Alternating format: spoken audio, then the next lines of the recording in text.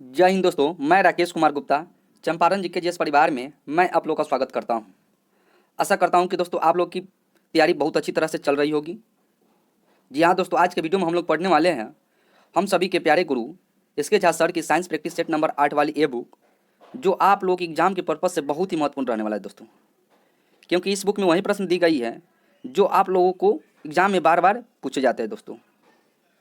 जी हाँ दोस्तों, अगर आप लोग इस चैनल पर नए हैं तो आपका अपना चैनल चंपारण जी के जस परिवार को आप लोग जरूर सब्सक्राइब कर ले तथा बेल वाले घंटी को आप लोग दबा लीजिए, ताकि आप लोग को समय समय पर इसी तरह से जितने भी इसके जहाँ सर के साइंस प्रैक्टिस सेट नंबर है उस सभी सेट को हम लोग वीडियो के माध्यम से पूरा करेंगे दोस्तों। चलिए दोस्तों, आज के वीडियो में हम लोग देखते हैं मोटिवेटिव क्विट क्या दिया गया है। ना थके अभी पैर ना अभी हिम्मत हारी है, हौसला है जिंदगी में कुछ कर दिखाने का, इसलिए अभी भी सफर जारी है। जी हाँ दोस्तों, ना थके अभी पैर ना अभी हिम्मत हारी है, हौसला है जिंदगी में कुछ कर दिखाने का, इसलिए अभी भी सफर जारी रहेगा। जी हाँ दोस्तों, आप लोगों को जब तक ले मतलब मेहनत करना है तब तक ले आप लोगों का परिश्रम का फल मिल ना जाए, तब तक ले आपका मंजिल मिल ना जाए, इसलिए आपको कभी भी थकना नहीं है दोस्तों, और कभी भी अपने आप से हिम्मत हारना नहीं है। इसलिए अपने हौसलों को हमेशा बुलंद करके रखिए कि आप लोग किसी न किसी दिन आप लोग एक दिन आपको जरूर परिणाम मिलेगा दोस्तों। चलिए दोस्तों, अब हम लोग वीडियो को स्टार्ट करते हैं फर्स्ट क्वेश्चन के साथ। क्वेश्चन नंबर फर्स्ट क्या दिया गया है दोस्तों। नील गाय क्या है दोस्तों, नील गाय निम्नलिखित कुल में से आते हैं, मतलब नील गाय जो होते हैं वो किस कुल से आते हैं दोस्तों। नील गाय किस कुल से आते हैं दोस्तों, तो ये आते हैं दोस्तों ऑप्शन नंबर 4, मतलब हिरन कुल से आते हैं दोस्तों। क्या आते हैं, हिरन कुल से आते हैं नील गाय दोस्तों। याद रखिएगा आप लोग, बहुत अच्छा प्रश्न है। आप नील गाय को गाय के कुल से मत मार दीजिएगा, क्योंकि बहुत ही इंपॉर्टेंट प्रश्न है दोस्तों। आप लोग याद रखिएगा नील गाय निम्नलिखित में से किस कुल से आते हैं, तो इसका राइट आंसर हो जाएगा ऑप्शन नंबर 4, मतलब हिरन कुल से आते हैं दोस्तों। याद रखिएगा, क्योंकि नील गाय जो होता है ना फसल को बहुत बर्बाद करते रहता है। चलिए नेक्स्ट क्वेश्चन में, सेकंड नंबर क्वेश्चन में देखते हैं। निम्नलिखित में से क्या है दोस्तों, निम्नलिखित में से किस जीव को सोशल क्या है, सोशल इंसेक्ट नहीं कहा जाता है, मतलब कौन सा जो जीव है जिसको सोशल इंसेक्ट नहीं कहा जाता है दोस्तों। तो पहले तो हम लोग को बात है कि सोशल इंसेक्ट किसको कहा जाता है दोस्तों, तो सोशल इंसेक्ट उसी को कहा जाता है जो मनुष्य की तरह जीवन व्यतीत करता है, मतलब मनुष्य की तरह जीवन व्यतीत करता है, उसी को हम लोग बोलते हैं सोशल इंसेक्ट दोस्तों। तो इसमें क्या पूछा जा रहा है कि कौन सा जो जीव है इसमें सोशल इंसेक्ट नहीं है, तो कौन सा जीव है जो इसमें से सोशल इंसेक्ट नहीं है, तो इसमें से सोशल इंसेक्ट कौन सा दोस्तों नहीं है, तो इसका राइट आंसर हो जाएगा ऑप्शन नंबर 2 हो जाएगा, झिंगुर नहीं है दोस्तों। याद रखिए क्या है, झिंगुर नहीं, क्योंकि झिंगुर एक प्रकार का मछली है। और इसमें देख ले तो सोशल इंसेक्ट कौन है, तो मधुमक्खी भी है जो मनुष्य की तरह जीवन जीते हैं, चींटी भी है, ये भी झुंड की तरह अपने चलती है झुंड झुंड लगाकर, और क्या है टर्माइट है, ये भी है क्या है सोशल इंसेक्ट है दोस्तों। जबकि इसमें क्या है झिंगुर जो है ना वो क्या है, वो सोशल इंसेक्ट नहीं है। याद रखिएगा दोस्तों कि सोशल इंसेक्ट कहीं पर पूछ दिया जाएगा कि सोशल इंसेक्ट किसको कहा जाता है, तो सोशल इंसेक्ट उसी को कहा जाता है जो मनुष्य की तरह जीवन व्यतीत करता है दोस्तों। चलिए दोस्तों, अगले प्रश्न हम देखते हैं। थर्ड नंबर प्रश्न में क्या दिया गया है, प्रवर्धक क्या है, प्रवर्धक का उद्देश्य क्या है, तो प्रवर्धक का जिसको एम्पलीफायर बोलते हैं, तो प्रवर्धक का उद्देश्य क्या है दोस्तों, तो इसका राइट आंसर हो जाएगा ऑप्शन नंबर 1 हो जाएगा, आगत संकेतों की शक्ति या धारा वोल्टेजों को क्या है दोस्तों, वोल्टेजों को बढ़ाना। यही इसका है क्या है, प्रवर्धक का काम है दोस्तों। याद रखिएगा, बहुत अच्छा प्रश्न है। प्रवर्धक का उद्देश्य क्या है, तो प्रवर्धक का उद्देश्य है आगत क्या है, आगत संकेतों की शक्ति या धारा वोल्टेजों को बढ़ाना, यही है प्रवर्धक का उद्देश्य। नेक्स्ट क्वेश्चन देखते हैं, क्वेश्चन नंबर 4 में रेगिस्तानी क्या है, रेगिस्तानी पौधे की बाह्य त्वचा जिसको एपिडर्मिस बोलते हैं में की एक मोटी मोमी परत होती है, मतलब रेगिस्तानी जो पौधा होता है जिसको बाह्य त्वचा एपिडर्मिस में की एक मोटी मोमी परत होती है, तो कैसी परत होती है दोस्तों, इसका राइट आंसर क्या हो जाएगा ऑप्शन नंबर 2 हो जाएगा, क्यूटीन परत होती है दोस्तों। क्या होता है, क्यूटीन परत होती है। आप लोग याद रखिएगा क्या होता है, क्यूटीन परत इसको होती है दोस्तों। वही दोस्तों अगर पूछा जाएगा क्या लिगिन, लिगिन किससे बनता है दोस्तों, तो लिगिन क्या होता है, ये लकड़ी से उत्पन्न होता है दोस्तों। आप लोग याद रखिएगा क्या किससे, लिगिन जो होता है ना वो लकड़ी से उत्पन्न होता है। क्या किससे उत्पन्न होता है दोस्तों, लकड़ी से उत्पन्न होता है। तो इसका राइट आंसर क्या हो जाएगा, इसमें 4 का ऑप्शन नंबर 2 हो जाएगा, क्यूटीन हो जाएगा दोस्तों। अगले प्रश्न में देखते हैं, कौन सी जीवन क्या कौन सी जीवन प्रक्रिया रासायनिक ऊर्जा को उष्मा ऊर्जा क्या है दोस्तों, रासायनिक ऊर्जा को उष्मा ऊर्जा में बदलती है, कौन सी जीवन प्रक्रिया है जो रासायनिक ऊर्जा को उष्मा ऊर्जा में परिवर्तित करती है, तो इसका राइट आंसर क्या हो जाएगा दोस्तों, इसका राइट आंसर हो जाएगा ऑप्शन नंबर 3 हो जाएगा, श्वसन होता है। क्या होता है, श्वसन, क्योंकि श्वसन दोस्तों एक मंद दहन है, इसीलिए क्योंकि रासायनिक जब हम लोग सांस लेते हैं तो रासायनिक ऊर्जा को उष्मा ऊर्जा में परिवर्तित करती है, इसीलिए श्वसन जो है ना ये क्या है, रासायनिक ऊर्जा को उष्मा ऊर्जा में परिवर्तित करती है। श्वसन एक मंद दहन है दोस्तों, याद रखिएगा आप लोग, बहुत अच्छा प्रश्न है दोस्तों। अगला क्वेश्चन में देखेंगे, क्वेश्चन नंबर 6 में पेयजल क्या है, पेयजल आपूर्ति में कोलीफार्मा क्या है, कोलीफार्मा की उपस्थिति का लक्षण क्या है, मतलब दोस्तों कोलीफार्मा दोस्तों क्लोरोफार्म नहीं, यहाँ आप लोग ध्यान से देखिएगा कोलीफार्मा दिया गया। एक क्लोरोफार्म होता है जो पत्ती जो पेड़ पौधे के पत्ती में पाया जाता है, जबकि यहाँ का है कोलीफार्मा। तो पेयजल आपूर्ति में कोलीफार्मा की उपस्थिति का लक्षण क्या है दोस्तों, इसका उपस्थिति का लक्षण क्या है दोस्तों, तो इसका राइट आंसर क्या हो जाएगा ऑप्शन नंबर 4 हो जाएगा दोस्तों, मानव अपशिष्ट क्या है दोस्तों, मानव अपशिष्ट से संदूषण। याद रखिएगा मानव अपशिष्ट से संदूषण, याद रखिए बहुत अच्छा प्रश्न है दोस्तों। देख लेते हैं इसके बारे में थोड़ा सा कि क्या है क्लोरीफर्मा, क्या है दोस्तों क्लोरीफर्मा। तो क्लोरीफर्मा जो होता है ना, क्या है क्लोरीफर्मा जो है दोस्तों, याद रखिए बहुत अच्छा प्रश्न है। क्लोरीफर्मा जो है, क्लोरीफर्मा एक जीवाणु है दोस्तों, याद रखिएगा आप लोग, क्या है क्लोरीफर्मा एक जीवाणु है जो किसके कारण होता है, इसी जीवाणु के कारण क्या होता है, जल जनित रोग होता है दोस्तों, याद रखिए। क्लोरीफर्मा जो होता है एक प्रकार का जीवाणु है और इसी जीवाणु के कारण ही क्या होता है, जल जनित रोग होता है दोस्तों, याद रखिएगा क्या होता है, जल जनित रोग। चलिए दोस्तों अगले प्रश्न हम लोग देखते हैं। क्वेश्चन नंबर 7 में क्या दिया गया है, सूची 1, क्या सूची 1 और सूची 2 से सुमेल कीजिए और सूचियों को नीचे दिए गए कूट भाषा का प्रयोग करते हुए सही मिलान का चयन करना है दोस्तों। मतलब सूची 1 से सूची 2 को हमको मिलाना है दोस्तों। तो पहले क्या है पक्षी, तो पक्षी को हम लोग दोस्तों क्या करते हैं, पक्षियों में हम लोग पक्षियों का अध्ययन किससे करते हैं, तो ऑर्निथियोलॉजी में, किस में किया जाते हैं, पक्षियों का अध्ययन दोस्तों ऑर्निथोलॉजी में, जबकि वहीं वंशागति, तो वंशागति किस में अध्ययन किया जाता है, तो जेनेटिक्स में दोस्तों क्या है, जेनेटिक्स में। और वहीं पर्यावरण, तो पर्यावरण इकोलॉजी में दोस्तों किया जाता है। जीवाश्मों का अध्ययन किस में किया जाता है, पोलियो बायोलॉजी में।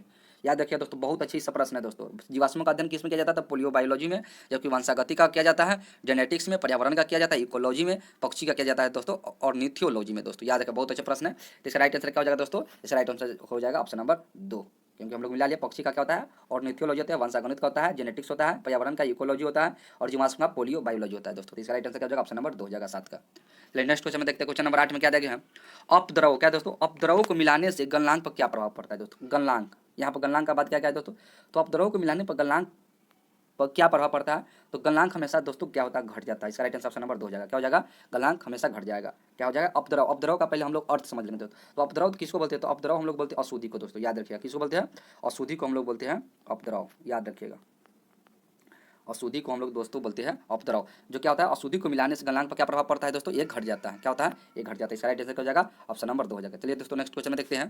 क्वेश्चन नंबर 9 में जबकि वही क्वथनांक पूछा जाएगा दोस्तों तो बढ़ जाता है, जबकि गलनांक क्या होता है, घट जाता है। 9 नंबर क्वेश्चन में देखते हैं, थर्मस फ्लॉक्स, क्या है दोस्तों, थर्मस फ्लॉक्स के आविष्कारक कौन है। इस थर्मस फ्लॉक्स के आविष्कारक कौन इसमें वैज्ञानिक है, तो इसका राइट आंसर हो जाएगा ऑप्शन नंबर 1 हो जाएगा दोस्तों, डिवार है। कौन है, डिवार, जो थर्मस फ्लॉक्स का आविष्कार किया था दोस्तों। क्या है, थर्मस फ्लॉक्स का आविष्कार किया थे, क्या थर्मस फ्लॉक्स का आविष्कार किसने किया था, डिवार ने दोस्तों। जबकि वहीं पूछा जाएगा न्यूटन, तो न्यूटन को भूगोल क्या है भौतिक विज्ञान का भी खोज किया, तो भौतिक विज्ञान में न्यूटन गुरुत्वाकर्षण बल को भी हम लोग गुरुत्वाकर्षण बल को भी खोज किया था दोस्तों न्यूटन ने। इसी में स्टीफन थे, स्टीफन ने भी एक थ्योरी दिए थे, ई प्रोपोर्शनल टी के पावर 4 दोस्तों, याद रखिए क्या है, ई प्रोपोर्शनल टी के पावर 4 दिए थे। चलिए अगले प्रश्न हम लोग देखेंगे 10 नंबर क्वेश्चन में दोस्तों, बहुत अच्छे प्रश्न है 10 नंबर में। लंगर, क्या है, लंगर डालकर रोकी हुई नाव लहरों से हिल रही है। क्या है दोस्तों, लंगर डालकर रोकी हुई नाव लहरों से हिल रही है, जिनके तरंगों का ऊपरी सिरा, क्या है दोस्तों, तरंगों का ऊपरी सिरा 100 मीटर है। कितनी है, तरंगों की सिरा 100 मीटर अलग है। तरंगों के क्या है दोस्तों, तरंगों के ऊपरी सिरों का वेग 25 मीटर पर सेकेंड है। तो नाव के हिलने की आवृत्ति क्या है दोस्तों, मतलब इसमें क्या पूछा जा रहा है, आवृत्ति पूछा जा रहा है दोस्तों। तो हम इससे जब पिछला सेट जब स्टार्ट किया तो उसमें एक फॉर्मूला बदलाए थे, क्या क्या होता है, बतलाए थे दोस्तों आप लोगों को कि v बराबर क्या होता है, याद रखिएगा v बराबर एन लेमडा होता है। क्या होता है दोस्तों, एन लेमडा होता है, जहाँ लेमडा क्या होता है, तरंग दैर्ध्य होता है, v क्या होता है दोस्तों, वेग होता है, और इन आपका आवृत्ति हो जाता है। इसी फार्मूला से आपका ये प्रश्न बन जाएगा दोस्तों। तो क्या हमको निकालना है, आवृत्ति निकालना। तो इन बराबर हम लोग लिख सकते हैं दोस्तों, क्या लिख सकते हैं, v बटे लेमडा लिख सकते हैं दोस्तों, जिसमें v का मान दिया गया है कितना दोस्तों, सीरो का वेग तो 25 दिया गया है दोस्तों, 25 अब बटा कितना है 100 दिया गया है लेमडा का मान। इसको जब आप लोग काटेगा तो 25 चौका 100 हो जाएगा दोस्तों, क्या हो जाएगा 25 चौका 100 हो जाएगा, काटेगा दोस्तों तो 4 बार में कटेगा। जब 4 से जब डिवाइड दीजिएगा 1/4 में जब डिवाइड दीजिएगा दोस्तों तो क्या हो जाएगा 0.25 हर्ज हो जाएगा दोस्तों, क्योंकि आवृत्ति जब भी होता है ना वो हर्ज में निकलता है। तो इसका राइट आंसर क्या हो जाएगा, ऑप्शन नंबर 2 हो जाएगा, 0.25 हर्ज हो जाएगा दोस्तों, याद रखिएगा हर्ट्ज होगा दोस्तों, याद रखिएगा। नेक्स्ट क्वेश्चन में देखेंगे, क्वेश्चन नंबर 11 में क्या दिया गया है, बर्फ का गलनांक बिंदु, क्या दोस्तों, बर्फ का गलनांक बिंदु कितना होता है। तो बर्फ का गलनांक बिंदु ऐसे डिग्री सेल्सियस, इसमें क्या है, बर्फ का गलनांक बिंदु होता है दोस्तों 273 डिग्री केल्विन होता है दोस्तों, याद रखिएगा कितना होता है 273 केल्विन होता है दोस्तों बर्फ का गलनांक बिंदु। अगले प्रश्न में देखेंगे क्वेश्चन में 12 में, प्रेशर कुकर में क्या है दोस्तों, प्रेशर कुकर में भोजन तेजी से पकता है क्योंकि वायुदाब में वृद्धि होता है। मतलब प्रेशर कुकर में तेजी से भोजन पकता है क्योंकि वायुदाब में वृद्धि होता है। तो इसका क्वथनांक क्या हो जाता है दोस्तों, बढ़ जाता है। इसका राइट आंसर ऑप्शन नंबर 4 हो जाएगा, क्या हो जाएगा ऑप्शन नंबर 4, जो कि क्वथनांक बढ़ जाता है तो क्या होता है, प्रेशर कुकर में खाना जल्दी पक जाता है। नेक्स्ट क्वेश्चन में देखें, क्वेश्चन नंबर 13 में, एक आदर्श गैस की समतापीय, क्या है दोस्तों, एक आदर्श गैस की में समतापीय प्रसार हो रहा है। तो इसका अर्थ क्या है, समतापीय, यहाँ क्या दिया गया समतापीय, जिसमें सम बराबर मतलब तापमान और समान, उसी को समतापीय बोला जाता है दोस्तों, याद रखिए बहुत अच्छा। तो क्या हो जाएगा इसका राइट आंसर ऑप्शन नंबर क्या हो जाएगा 4 हो जाएगा। मतलब इसमें ताप जो होता है दोस्तों स्थिर रहता है, इसी को समतापीय बोलते हैं दोस्तों। और जिसमें ऊष्मा स्थिर रहता है दोस्तों, जिसमें ऊष्मा मतलब स्थिर रहता है तो उसको हम लोग क्या बोलते हैं, रुद्धोष्म बोलते हैं दोस्तों, याद रखिए क्या बोलते हैं, रुद्धोष्म, याद रखिएगा रुद्धोष्म। जिसमें ऊष्मा स्थिर रहता है उसको हम लोग क्या बोलते हैं दोस्तों, रुद्धोष्म बोलते हैं दोस्तों। बहुत अच्छे प्रश्न थे। नेक्स्ट क्वेश्चन में देखते हैं। क्वेश्चन नंबर 14 में न्यूमेरिकल दिया गया है। वास्तविक प्रतिबिंब, क्या दोस्तों, वास्तविक प्रतिबिंब पाने के लिए एक वस्तु 20 सेंटीमीटर फोकस दूरी वाले अवतल दर्पण, क्या दोस्तों, यहाँ अवतल दर्पण दिया गया है, आप लोग याद रखिए, उत्तल दर्पण नहीं, अवतल दर्पण, अवतल दर्पण से 30 सेंटीमीटर की दूरी पर रखी हुई है। तो दर्पण से प्रतिबिंबों की दूरी क्या होगी, मतलब प्रतिबिंबों की दूरी पूछा जा रहा है दोस्तों। तो आप लोग याद रखिएगा कि इसमें एक फॉर्मूला होता है दोस्तों, क्या होता है, 1/, याद रखिएगा, 1/u प्लस 1/v बराबर क्या होता है दोस्तों, 1/f। इस फॉर्मूला को आप लोग याद रख लीजिएगा। जब ये पूछा जाएगा दर्पण में तो प्लस होगा, और जब वहीं लेंस में पूछा जाएगा दोस्तों तो क्या हो जाएगा, माइनस हो जाएगा, यहाँ पर माइनस हो जाएगा, क्या हो जाएगा, यहाँ पर माइनस हो जाएगा। लेकिन यहाँ जब दर्पण में है तो यहाँ सिर्फ आपको प्लस में होगा दोस्तों। तो इसको बनाने का हम लोग देखते हैं कैसे बनाएंगे। तो अवतल दर्पण से इतना सेंटीमीटर दूरी, क्या है दोस्तों, फोकस दूरी दिया गया है। तो फोकस दूरी इसमें कितना दिया गया है दोस्तों, फोकस दूरी दिया गया है 20 सेंटीमीटर। तो ए बराबर 20 सेंटीमीटर, याद रखिएगा दोस्तों, कितना दिया गया, 20 सेंटीमीटर। जबकि क्या है, अवतल दर्पण में, जब भी अवतल दर्पण में बोलेगा दोस्तों तो आप उसमें फोकस दूरी को क्या लीजिएगा, निगेटिव में लिखिएगा, मतलब माइनस में लिखिएगा। और जब उत्तल दर्पण में बोलेगा तो आपको फोकस दूरी पॉजिटिव में लिखना है दोस्तों, याद रखिएगा इस पॉइंट को, बहुत अच्छे ये पॉइंट है। जब अवतल दर्पण में बोला जाएगा तो फोकस दूरी को आप लोग माइनस में लीजिएगा हमेशा, और जब वहीं पूछा जाएगा उत्तर दर्पण में तो क्या हो जाएगा आपको दोस्तों, वो क्या हो जाएगा, प्लस में हो जाएगा। याद रखिए, बहुत अच्छे प्रश्न है। और यहाँ यू बराबर भी दिया गया है दोस्तों, क्या दिया गया है, यू बराबर भी दिया गया कितना, 30 सेंटीमीटर है, 30 सेंटीमीटर दोस्तों। एक यहाँ भी माइनस में लेंगे दोस्तों, क्यों, क्योंकि देखिएगा इसमें एक बात आप ध्यान से रखिएगा, क्योंकि जब भी आपको दर्पण का बात आएगा, या अवतल दर्पण हो या उत्तल दर्पण हो, उसमें आपको यू का मान हमेशा माइनस में लेना है दोस्तों, क्या लेना है, माइनस में लेना है, याद रखिएगा। जबकि अवतल दर्पण में फोकस दूरी को माइनस में लेना है, उत्तल दर्पण में प्लस में लेना है। जब यू को मान हमको लेना है, वस्तु की दूरी निकालना है दोस्तों, तो वस्तु के जब दूरी हमको मतलब निकालने के लिए उसमें हमेशा माइनस लिया जाता है, या अवतल दर्पण है तो अब, या उत्तल दर्पण है तो। चलिए अब हम लोग इसको मान पुट करते हैं। अब भी हमको निकालना है दोस्तों, क्या निकालना है, भी हमको निकालना है। तो हम भी निकालना है दोस्तों, तो भी निकालने के लिए हम एक फॉर्मूला बतलाया है, क्या बतलाया है कि हम लोग इस तरह से इसको लिख सकते हैं, 1/, क्या लिख सकते हैं दोस्तों, 1/v बराबर 1/f माइनस 1/u, इस तरह से हम लोग अरेंज कर सकते हैं। तो 1/f, तो एफ का मान दिया गया था दोस्तों माइनस, कितना है, एफ का मान कितना दिया गया, -20 दिया गया है दोस्तों, याद रखिए क्या है, -20, और क्या है यहाँ माइनस है, और यू का मान कितना दिया गया है, -30 है। तो -30 यहाँ पर हम कर देंगे, इसको प्लस नहीं कर दे रहे हैं दोस्तों, माइनस माइनस प्लस हो जाएगा। अब इसको हम लोग जब इसको सोल्व करेंगे दोस्तों, इसको 1/-20 प्लस 1/30 को जब हम लोग सोल्व करेंगे दोस्तों, इसका राइट आंसर आपको हो जाएगा 60 सेंटीमीटर हो जाएगा। यह प्रतिबिंबों की दूरी को निकल जाएगा दोस्तों, क्या हो जाएगा, प्रतिबिंबों की दूरी निकल जाएगा। इसको आप लोग सोल्व कर लीजिएगा दोस्तों। नेक्स्ट क्वेश्चन में देखते हैं दोस्तों। क्वेश्चन नंबर 15 में क्या दिया गया है, यदि कोई वस्तु, क्या है दोस्तों, यदि कोई वस्तु 5 सेंटीमीटर वक्रता की त्रिज्या वाले उत्तल दर्पण से 10 सेंटीमीटर दूर रखी गई है, तो इसका आवर्धक कितना होगा दोस्तों, मतलब आवर्धक इसका पूछा जा रहा है। और किस दर्पण में बोला जा रहा है, उत्तल दर्पण में दोस्तों। तो उत्तल दर्पण में बोला जा रहा है, तो इसमें हमको क्या क्या चीज़ पहले दिया उसको हम लोग लिखते हैं। तो आवर्धक, यहाँ वक्रता त्रिज्या भी दिया गया। एक फॉर्मूला दोस्तों होता है, एफ बराबर क्या होता है दोस्तों, एफ बराबर r/2, जहाँ r वक्रता त्रिज्या होता है दोस्तों, याद रखिए r/2 होता है। और एक और फॉर्मूला होता है एम बराबर क्या होता है, जिसको एम को हम लोग बोलते हैं आवर्धक क्षमता, -v, क्या होता है दोस्तों, -v/u, क्या है, -v/u। तो हमको v का मान निकालेंगे तभी तो हमको आवर्धक क्षमता निकलेगा। तो हमको इसलिए पहले हमको एफ दिया गया है। तो एफ इसमें क्या क्या चीज़ पहले दिया गया है दोस्तों, उसको हम लोग लिख लेते हैं। तो आर दिया गया था 5 सेंटीमीटर, तो हम आर का मान यहाँ पर पुट करेंगे तो एफ का मान यहाँ से हमको निकल जाएगा, क्या हो जाएगा, 5/2 से हम लोग इसको डिवाइड देंगे तो क्या हो जाएगा, 2 पॉइंट क्या हो जाएगा दोस्तों, 5 हो जाएगा।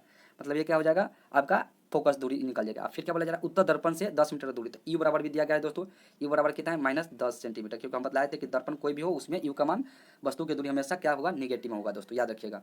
अब इसमें फिर इसको आप आगे सोल्व करेंगे, जो कि हम एक फॉर्मूला बताए थे दोस्तों, 1/, क्या बताया था, 1/v बराबर 1/f माइनस 1/u, यही ना बताए थे दोस्तों ना।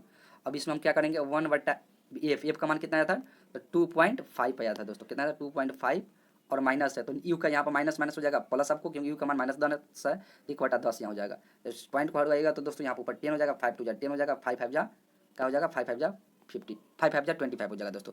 फिर इसको सोल्व करेंगे, 1/5 प्लस 1/10 को जब आप सोल्व करिएगा तो क्या होगा, नीचे 10 हो जाएगा, ऊपर 3 हो जाएगा दोस्तों। जब इसको 1/v, तो हमको यहाँ से v का मान अगर निकालिएगा तो v का मान निकालेगा यहाँ से दोस्तों, तो क्या हो जाएगा, 10/, क्या हो जाएगा आपको 3 हो जाएगा दोस्तों, क्या हो जाएगा 10/3, क्योंकि पलट जाता है। तो 10/3 आपका ये हो जाएगा v। अब हमको क्या करना है, एम बराबर निकालना है, आवर्धक क्षमता निकालना है। तो -v/u होता है दोस्तों, -v/u।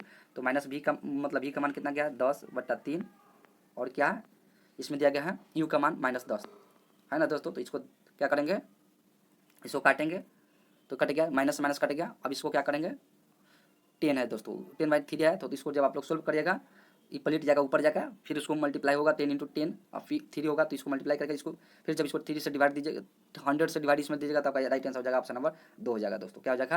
Right answer option number 2 हो जाएगा। आप लोग इसको सोल्व करिएगा अच्छे से, क्योंकि अगर हम इसको फिर सोल्व करेंगे दोस्तों तो वीडियो बड़ा हो जाएगा। चलिए दोस्तों हम लोग नेक्स्ट क्वेश्चन में देखते हैं, जो कि 15 का आंसर क्या हो जाएगा दोस्तों आप लोग को 2 नंबर याद रखिएगा आप लोग, 0.3 होगा। आवर्धक क्षमता निकल गया। अब आगे चलिए दोस्तों हम लोग नेक्स्ट क्वेश्चन को देखते हैं। क्वेश्चन नंबर 16 में क्या दिया गया? एक अवतल दर्पण सूर्य के सामने इस तरह से रखा गया है कि सूर्य की किरणों का अभिसरण दर्पण के मुख्य अक्ष पर 5 सेंटीमीटर दूर एक बिंदु पर होता है दोस्तों। अब यदि 3 सेंटीमीटर लंबी एक मोमबत्ती, क्या 3 सेंटीमीटर लंबी एक मोमबत्ती दर्पण के मुख्य अक्ष पर 10 सेंटीमीटर की दूरी पर रखा जाए तो मोमबत्ती की प्रतिबिंब कितनी दूरी बनेगा दोस्तों? मोमबत्ती की प्रतिबिंब कितनी दूरी बनेगा? तो मतलब भी हमको निकालना है दोस्तों। क्या निकालना? भी निकालना है। तो भी हमको निकालना है। इसमें क्या क्या चीज़ पहले दिया गया उसको हम लोग लिख लेते हैं। तो एफ दिया गया है दोस्तों। क्या दिया गया? एफ दिया गया है। एफ का मान अवतल दर्पण में, अवतल दर्पण हम लोग हमेशा माइनस में लेते हैं, 5 सेंटीमीटर दिया गया है। और यू का मान दिया गया है कितना? इसमें यू का मान दिया गया 10 सेंटीमीटर दोस्तों। इस 5 सेंटीमीटर लंबी दूरी से उसको कोई मतलब नहीं है। इसमें यू बराबर कितना क्या दिया गया है? -10 सेंटीमीटर, क्योंकि हम पता है यू का मान हमेशा निगेटिव में लेना है, या अवतल दर्पण है या उत्तल दर्पण है, किसी में रहे उसमें हमको लेना है। फिर इसको हम लोग बनाएंगे इस फॉर्मूला से दोस्तों, 1/v बराबर क्या होता है? 1/f minus 1/u। अब यहाँ पर मान पुट करेंगे 1/f। एफ का मान कितना है? एफ का मान आपका कितना दिया गया था दोस्तों? तो एफ का मान आपका दिया गया 5 दिया गया, 5 सेंटीमीटर दिया गया। कितना दिया गया? 1/5। ये माइनस में था क्योंकि अवतल दर्पण था, यहाँ माइनस था। और 1 क्या था दोस्तों? 1/u का मान कितना था? तो -10। जब इसको आप लोग सोल्व करेगा दोस्तों तो इसमें आ जाएगा 15 सेंटीमीटर। ये आपका फोकस क्या हो जाएगा? मोमबत्ती की, मतलब इसकी प्रतिबिंब की, मोमबत्ती की प्रतिबिंब की दूरी निकल जाएगा दोस्तों, जिसको भी बोलते हैं। यही आपका प्रतिबिंब की दूरी निकल जाएगा 15 सेंटीमीटर। इसको आप लोग सोल्व करेगा दोस्तों, क्योंकि अगर हम लोग इसको सोल्व करेंगे तो फिर वीडियो बहुत बड़ा हो जाएगा दोस्तों। चलिए नेक्स्ट क्वेश्चन देखते हैं। हैविया, क्या दोस्तों? हैविया ब्राजिलियंस नामक वृक्ष किस प्राकृतिक बहुलक का प्रमुख स्रोत है? किसका प्रमुख स्रोत है दोस्तों? तो इसका राइट आंसर क्या हो जाएगा? इसका राइट आंसर हो जाएगा ऑप्शन नंबर, क्या हो जाएगा दोस्तों? इसका राइट आंसर हो जाएगा ऑप्शन नंबर 2, रबर का है। किसका है? रबर का है। हैविया ब्राजिलियंस नामक वृक्ष प्राकृतिक बहुलक। तो नेक्स्ट क्वेश्चन देखते हैं 18 नंबर में। पारा एकमात्र, क्या है दोस्तों? पारा एकमात्र ऐसी धातु है जो 0 डिग्री सेल्सियस पर तरल रहती है, इसका कारण क्या है? पारा एकमात्र धातु है दोस्तों, याद रखिएगा, जो 0 डिग्री सेल्सियस पर तरल रहती है, इसका कारण क्या है? इसका राइट आंसर क्या हो जाएगा? Option number 2। इसकी क्या है दोस्तों? इसकी अतिचुल आयनीकरण ऊर्जा ढीला, क्या है? आयनीकरण ऊर्जा ढीला और क्या है दोस्तों? और ढीला ध्वांति बंद होता है दोस्तों, याद रखिएगा। इसकी अतुच्च आयनीकरण होता है, जबकि ऊर्जा क्या होता है? ढीला होता है। इसी कारण क्या होता है दोस्तों? 0 डिग्री सेल्सियस पर तरल रहता है दोस्तों। नेक्स्ट क्वेश्चन देखते हैं, क्वेश्चन नंबर 19 में। निम्न में से प्रति अम्ल, क्या दोस्तों? निम्न में से प्रति अम्ल के संगठन के रूप में किसका, क्या दोस्तों, किसका प्रयोग किया जाता है? निम्न में से प्रति अम्ल के संगठन के रूप में किसका प्रयोग किया जाता है? तो इसका राइट आंसर हो जाएगा ऑप्शन नंबर 3 हो जाएगा, सोडियम हाइड्रोजन कार्बोनेट को दोस्तों। किसको? सोडियम हाइड्रोजन कार्बोनेट को दोस्तों। चलिए दोस्तों इस वीडियो का हम लोग लास्ट क्वेश्चन देखेंगे। क्या दिया गया है? लास्ट नंबर 20 नंबर में, एक अणु में हाइड्रोजन परमाणुओं द्वारा इलेक्ट्रॉनों को आकर्षित करने का गुण होता है। एक अणु में हाइड्रोजन परमाणुओं द्वारा इलेक्ट्रॉनों को आकर्षित करने का गुण होता है, तो उसको क्या कहते हैं? उसका राइट आंसर हो जाएगा ऑप्शन नंबर 2, वैद्युत, क्या हो जाता है? वैद्युतीय ऋणात्मक दोस्तों। क्या होता है? वैद्युतीय ऋणात्मक कहा जाता है। एक अणु में हाइड्रोजन परमाणुओं द्वारा इलेक्ट्रॉनों को आकर्षित करने के गुण को क्या कहा जाता है? वैद्युतीय ऋणात्मकता कहते हैं दोस्तों। चलिए दोस्तों अब हम लोग वीडियो को यहीं पर समाप्त करते हैं। अगर वीडियो अगर अच्छा लगा होगा तो आपका अपना चैनल चंपारण जी के जिस परिवार को आप लोग जरूर सब्सक्राइब कर लीजिएगा, तथा बेल वाली घंटी को आप लोग दबा लीजिएगा, और अपने दोस्तों के पास इस चैनल को जरूर आप लोग ग्रुप में भेजिएगा दोस्तों। जय हिंद।